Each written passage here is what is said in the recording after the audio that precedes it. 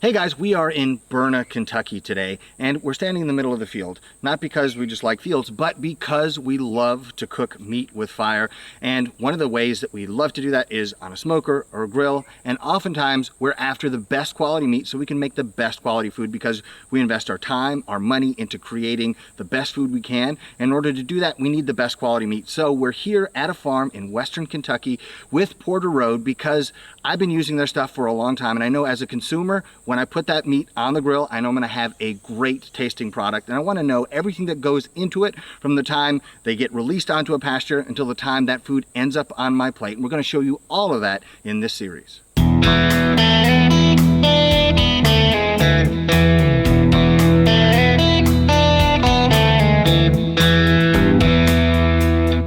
So why do you enjoy my meat so much?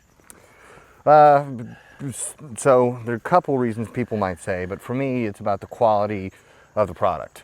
A lot of people like regenerative agriculture and, you know, it's better for the environment, it's better. For me, I'm thinking just as a consumer, I want the best meat. And so it just so happens that raising the animal properly gives you a better product in the end. So for me, it's a win. And for the people who are concerned about regenerative agriculture, that's great too. But, you know, selfishly, I just want to be able to make better food. And so like the pork, like the flavor of the pork, you can actually taste. Yeah. Instead of having some just generic other white meat that doesn't really taste like anything. It's a better tasting product, and I'd like to think it's better for you too. I can't prove that. Yes, what I do is way better for the animal. It's way better for the environment. It's got all these pros, you know, but at the end of the day, if what we're creating, you know, the story will sell the first piece. Right. But if no matter how cool the story is, if what you're eating isn't no good, you're not going to sell the second one. You're not going to sell that customer another one, you know. So So fortunately, between the two of us, you know, what I do here and what they do on their end creates a product that is it's incomparable to anything else. I see how you're farming here, but what about, does everybody around here farm this way? Is this just how farms operate in this part of the country, or? The very short answer is no. Okay. Everybody does not do it like this, and I have actually put a lot of effort in over the years trying to get other people to share in what I do, and they have absolutely no interest. They all think I'm an idiot. You know? Really? What's that? Well, because whenever I start talking to them about beef cattle, you know, 99% of every cow herd around here, they feed CTC mineral, which is CTC is an antibiotic that's in their mineral. You know, they are cow-calf operations, you know, but they feed CTC mineral. And I tell them, I said, okay, you know, I'd like to buy calves from you. You know, my neighbor, I'd like to buy calves from you so that we can finish them out, you know, and sell them, and, you know, and I can work with my surrounding neighbors. Sure. And whenever I start telling them the way I do it, they look at me like I got three heads. You know, like, why are you doing it? Well, you can go in every field I've got. Occasionally, you know, one out of every 200 or 300 calves will have a bad eye. Well, everybody says, well, you got to feed CTC mineral because you got to have something to prevent pink eye. Well, I don't have pink eye. Well, then they say, well, you got to feed CTC because you're going to have anaplasmosis, which is carried by flies. Well, I don't have anaplasmosis. Well, you've got to feed CTC because you're going to have foot problems. Don't have those either. So I don't know if it's something that's just been embedded into their head. They're like, well, Dad did it, Grandpa did it, the vet says I got to do it, this says I got. I don't know if it's because they feel like they have to do it, or they're just scared to try it. Gotcha. Maybe the need to feed them those antibiotics is a result of factory farming. So it's like, because they have them in the like contained space, it's like when you do it that way, maybe then you'd need to feed them antibiotics. And so that became a thing. Whereas if you're letting them, you know, be raised in open spaces, maybe it's just not necessary. Well, it's no different than people. Stress and diet cause problems. Sure. Would you agree with that? Yeah. Okay, so if my animals have less stress and I give them the correct diet, they're naturally going to be healthier animals. Sure. So therefore, they're not going to have the pink eye. They're not going to have this. They're not going to have that. Now, do we have problems occasionally? Sure. You know, because just like people, no matter how healthy you eat, you're still going to get sick occasionally. Everybody, you know, I have different ones asking, well, how do you raise pigs? And I said, well, think about how people raised pigs in 1950 and you'll get pretty close. Yeah.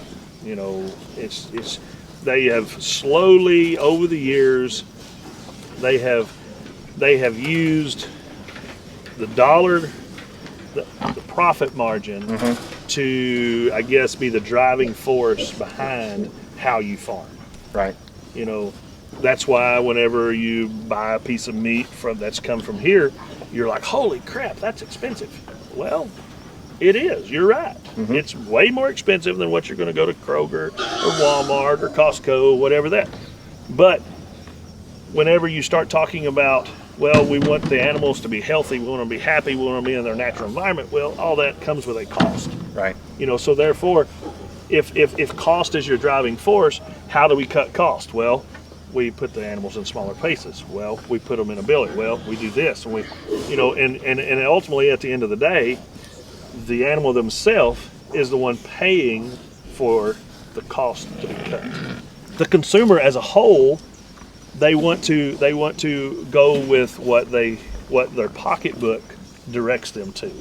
You know, their mind is taking them one place, but their pocketbook takes them another. Well, you can't have, you know, you got to choose one or the other. Yeah. Because if everybody makes a choice of driving everything based on cost, then the animals and the environment are the ones that suffer. Because I could raise pigs just like everybody else. Sure. I could raise cows just like everybody else. I could do it for less money. I could do it for a more practical cost. I could do all these things. But then, you know, why should they have to suffer just because I want to make a little extra money? I'm not an expert in animal husbandry, but I just know for me as a consumer, what I'm looking for is a great product that I cook. So if I spend 12, 14 hours cooking a brisket, I want it to be as good as it possibly can be. Sure. And for me, it's like if there's that added bonus of, oh, it was raised ethically, the cow was walking around on hillsides munching on grass, even better.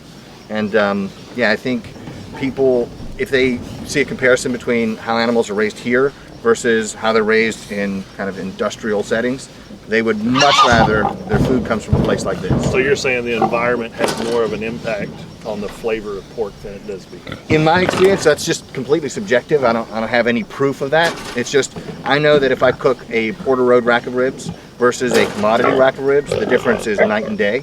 Whereas if I cook, say, a Porter Road brisket versus a commodity brisket, there's a difference.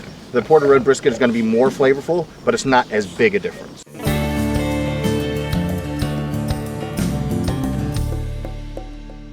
So Joey, how much do these cattle weigh right now? I mean, to me they look humongous, but are they done? Are they almost done? Do they have 6 months? Are they like leaving tomorrow? What's the deal with these guys?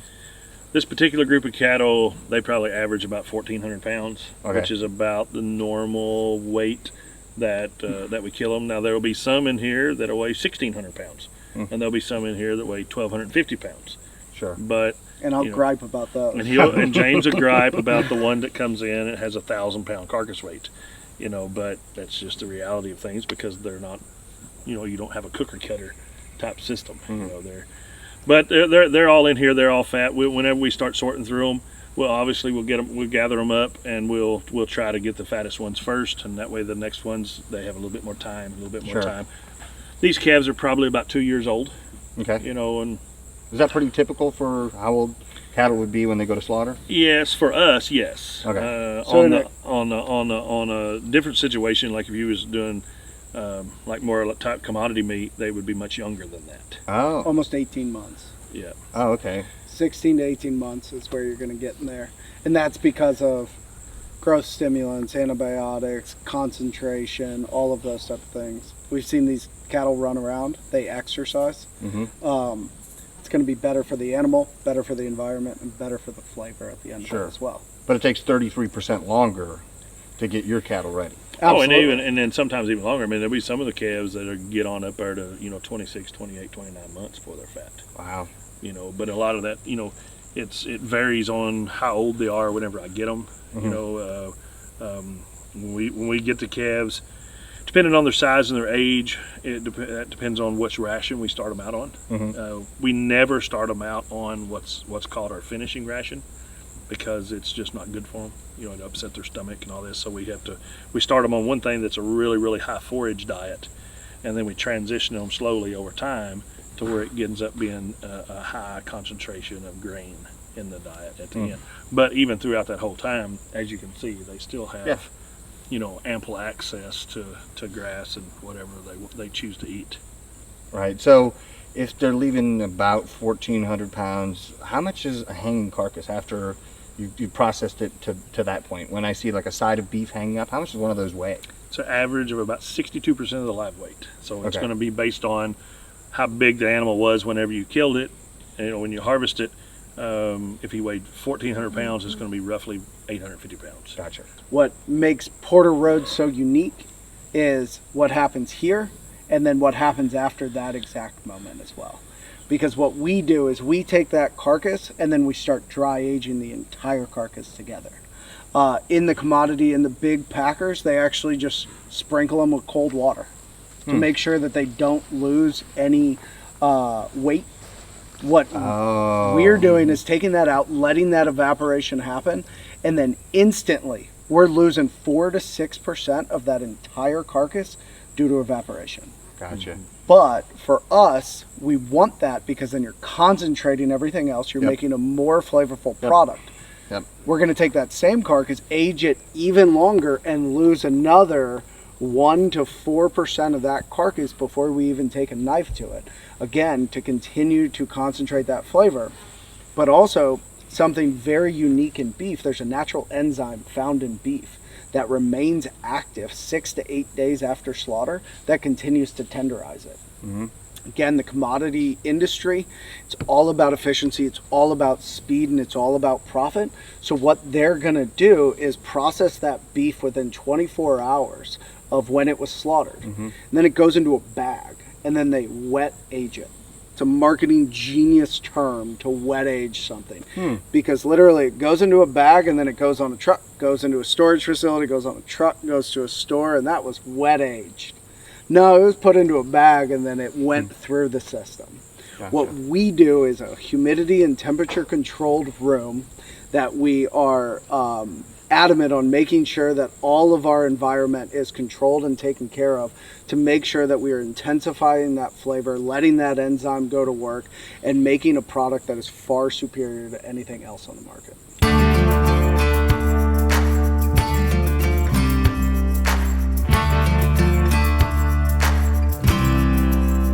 For me as a consumer, if I walk into the store and I see a pork product and it says natural, what does that mean? Does that mean anything? Or is it just like, oh, we'll put natural on there, so it's not radioactive? I don't know. In the U.S., natural is one of those crock terms where it doesn't truly mean anything. Okay. In the U.S., natural is a regulated term. The only thing natural on a meat product means is nothing was done to it after slaughter. So there was no colorings, no flavorings, no additives put into it. Gotcha. So really we didn't do anything else to this product. Natural means nothing about the quality of life. And unfortunately, there are a lot of buzzwords that you can utilize as a marketer that don't actually mean really good things. So when we talk about pigs in general, 99% of pigs raised in this country are raised inside, never see the light of day until they're on their way to their slaughterhouse. And those pigs can be labeled organic. Those pigs can be labeled natural. Those pigs can have a lot of claims that go with them, and they're nothing like us. Yeah. Because they're fed organic meat, or because they're, they follow this one little regulation, they can say they do all these things. But the reality of it is nobody goes as far as this to give the animal the quality of life in the commodity world, because it's all about cutting costs, because it's all about those profits over the animal's well-being, over the flavor, over everything else. It's all about that profit. This country and Canada are two of the few countries in this world that allow growth hormones when the animal is young. So animal is burned, and farmers put basically a steroid to help the animal grow faster and bigger. But most countries won't accept that because it's unnatural.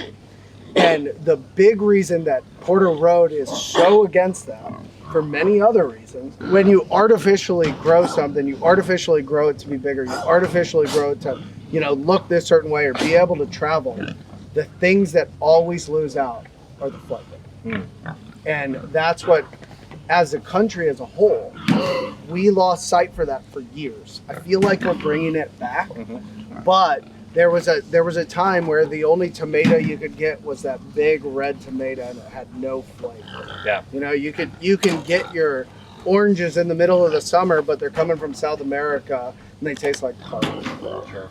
There's something to seasonality. There's something to making sure that we're raising, we're growing, we're taking care of the things that are going to eventually nourish us that we lost sight of. And I think people are starting to understand that food can be something amazing and exciting and flavorful. And you can find it just from that source. And Porter Road started, Chris and I are both chefs. And Porter Road started because we were in pursuit of that perfect steak. Okay. And that's what led us down to meeting people like Joey, to meeting the farmers that we've worked with over the years, and understanding that it really starts here. This is where that perfect meal starts. It's out on pasture, it's out on the farm. And if it's done right here, you can create a product that no matter what kind of seasoning you put on it, what kind of cooking technique you put onto it, you're never going to be able to touch it near the products like that. And at Porter Road, our number one focus is that flavor. Yeah. And when we focus on that flavor, all of those good things, taking care of the animals, taking care of the environment, taking care of our farmers, taking care of our butchers, all go along with it, because we have to hit all of those to get that far superior pork butt or pork brisket or pork chop. It is good to know where your food comes from. All right, guys, wasn't that cool? I thought it was awesome. It was a genuine privilege for me to be able to see what goes into raising these animals in a way that makes them super tasty and is also very ethical for the animals themselves.